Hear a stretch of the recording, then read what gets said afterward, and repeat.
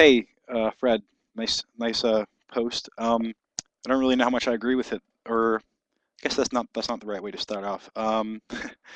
I am not sure what you're really trying to get at. If you're really trying to figure out what the self is, or if you were just trying to bring together these three ideas that you had, or if you were trying to find out something about self objectification. But I mean, you had pretty much three steps, I guess, in your argument. So let me just kind of rehearse those and make sure I got them right. I was typing as you were going, uh, so it seems like uh, you said the evolutionary value of having a self, and then objects and metaphors that we use for objects when talking about them. And the third was binary decisions in terms of which we define ourselves.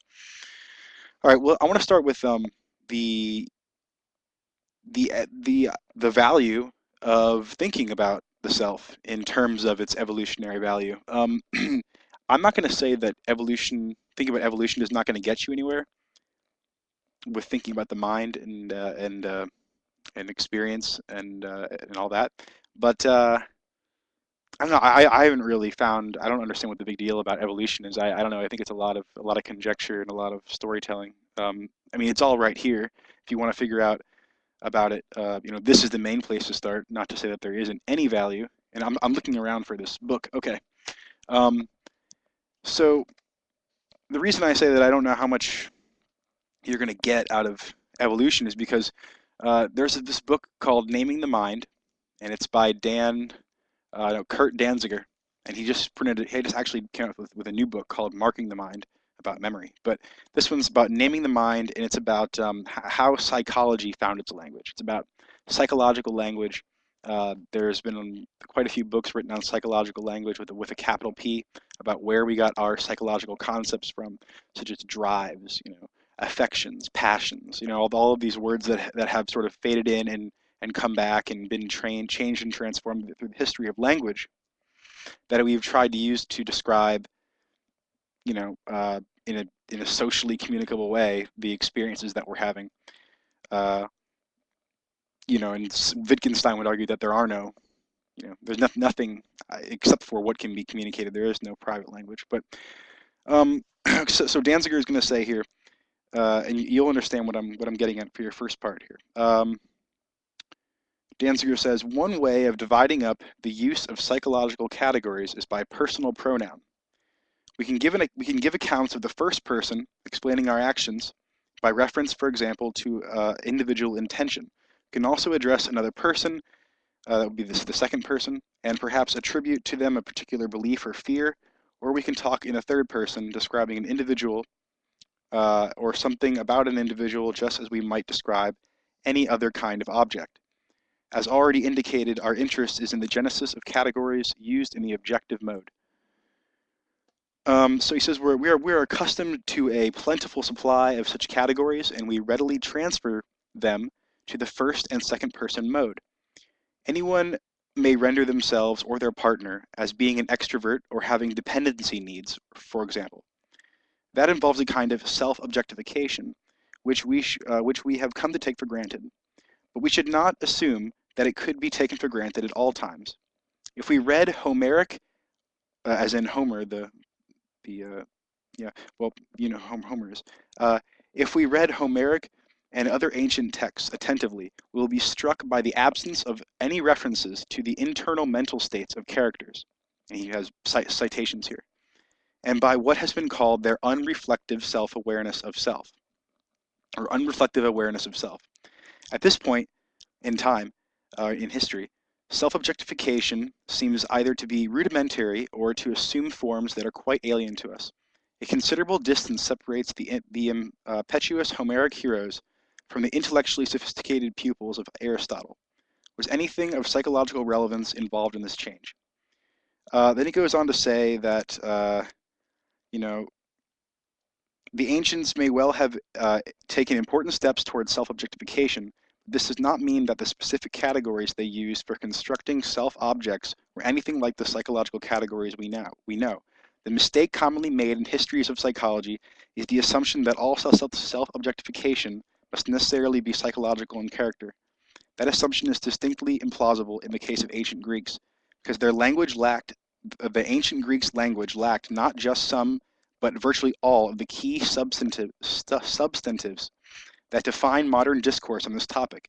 There were no words for the self, for mind, for consciousness, and other key words had meanings very different from meanings they acquire closer to our own time. Psyche or soul, for example, was something that a tree or even a magnetic substance could have.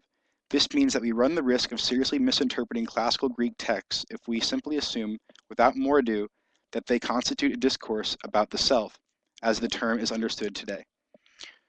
Okay, so I used a lot of time on that, but the point was that evolutionarily, this is such a I mean, the idea of a self is such a um, recent concept, or such a recent. It's not really a concept. I mean, concepts. What are concepts? It doesn't make any sense. They are such recent, I guess, implementations in the in the practice of language, in the social practice of language, for talking, for conversing, for in discourse. That you're not going to find any. I don't know what evolution is going to tell you. Reading stuff like in history seems more, phenomenology seems, of course, like basic for me, but history seems more pertinent. Cultural studies, things like this, literature.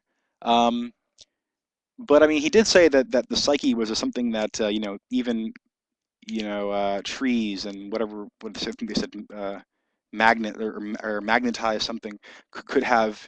Uh, I mean, and those aren't very could have this idea of having a psyche, and well, those are objects like you were talking about. They're not very well defined objects. So I don't know where that's going. Anyway, the second part was that objects, the metaphors were used for objects. Um, right. So you had three we were talking about prototypical objects, which I think Eleanor Rosch is one of the first to promote in the 1970s, and it was a very statistical thing. The entry level concept was the prototype. You don't think of rocking chair right away. You think of something like, or you don't think of bar stool or rocking chair right away. You just think of chair or something. It's just the more general concept of chair. Not the rest of them are either more general, I don't know what would be more general in that genus, furniture, and I guess but more to the point, more specifically, there's more specific species of chair that we're not going to be your entry level prototypical concept. I don't know why it would be. I mean, Heidegger, of course, made the distinction between the present at hand and the ready to hand. Worn out distinction, but still relevant, of course.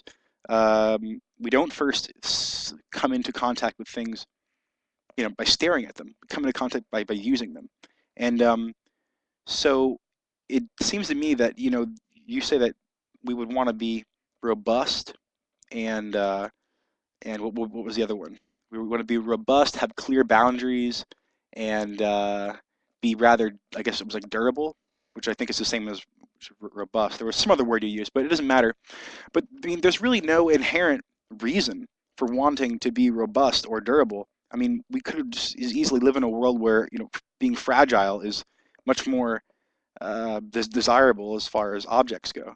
Um, you know, it's possible. So it has to ultimately. It can't just be that you would want to be more durable. It's got to be something like based on the structure of our social practices, based on the fact that you know things that break aren't very handy for us. That makes it a desirable trait. To be able to model ourselves after these objects. I'm going to try to get more focused and more centered, but I hope some of that helped. Just the reading, and I'll get back to you with some more, like I said, focused answers on some of those questions you were asking or some of the issues you brought up. Thanks.